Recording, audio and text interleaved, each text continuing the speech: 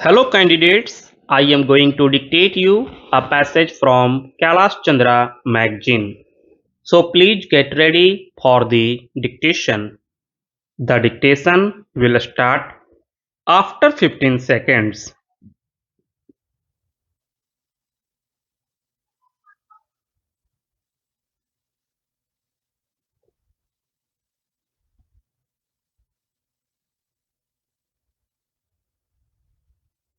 Mr. Speaker, sir, permit me at the very outset to express my deep appreciation and gratitude for the contributions made by the honorable members from all sides of the House. They were very critical and at the same time an incisive look into our foreign policy will undoubtedly contribute in the formulation of the policy in future as it had contributed in the past. We look with great attention to what this House says. Sir, may I immediately advert to an aspect that appears to me to have been a fundamental aspect that has emerged from this discussion. That aspect is that while the international scene has undergone changes and indeed radical changes, there had been a tradition in this country for 4 decades or so, the tradition of a consensus approach to the foreign policy, the tradition of a national consensus backing our foreign policy. I see that tradition today. I saw it the other day and I saw it throughout this debate. The national consensus on foreign policy, in spite of the radical changes that have taken place in the world, the national consensus on the Indian foreign policy reflected in this parliament, which undoubtedly reflects the country as a whole. That national consensus is here and it was shown by all sections of the House, and that is indeed the most heartening aspect that has emerged from this debate. We are with the opposition, we are with all sections of the House when they say that the new international scenario does indeed provide an opportunity, and we need the opportunity, and the opportunity of democratization of the international orders should not be lost. This is the time when real democracy in international relations, justice and equality must prevail and can prevail, and large and small countries, powerful and not so powerful countries may and can be treated on the footing of equality.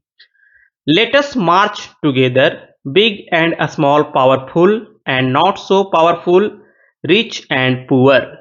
Let us march together in the new era of international relations.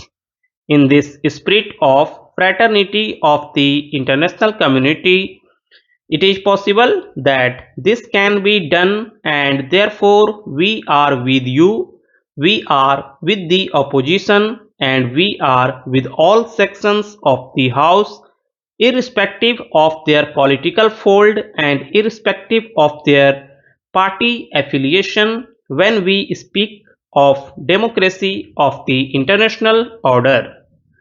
We are also with the House and the opposition when we speak about democratization of the most important instrument of the international order of international operation, that is democratization of the United Nations organization itself. Of course, in the context of democratization of the UN, questions such as expansion of the Security Council, which is supreme as it were the executive organ of the United Nations, is important, but no less important, as has been pointed out on more than one occasion over the last couple of days, is the question of having an international order which addresses itself to regional, local problems or otherwise in a non-selective manner, in a manner that is based on international legality, and in a manner which cuts across the globe and deals with situations on merit and law, as I have said, on well established principles of justice and equity. Sir, the debate has established this consensus and indeed this unanimity of views on the relevance of the non-aligned movement. The non-aligned movement was never predicted on the Cold War or on the confrontation between the superpowers. The premise on which the non-aligned movement lies, and indeed the raison d'etre for the non-aligned movement, is the need of those countries which had recently acquired independence to preserve their political independence and to strengthen their economic independence. We see today the need for the non-aligned movement to continue, because we see today the need for the non-aligned movement to fulfill its unfinished task, if I may say so, because the agenda remains unfinished in many fundamental aspects: the question of disarmament, the question of development, the question of environment, and not the least of all, the question of economic and social progress and prosperity. As we see it today, the end of the East-West confrontation and the new collaborative relationship between the two superpowers or the two former superpowers, and indeed the era of collaborative relationship that has now arisen among all the great powers, is very much welcomed by itself. But then we must be alert to the danger of a sharper north-south divide in the absence of corrective action. In our view, the South should not be marginalized in the international fora when major political and economic decisions are made.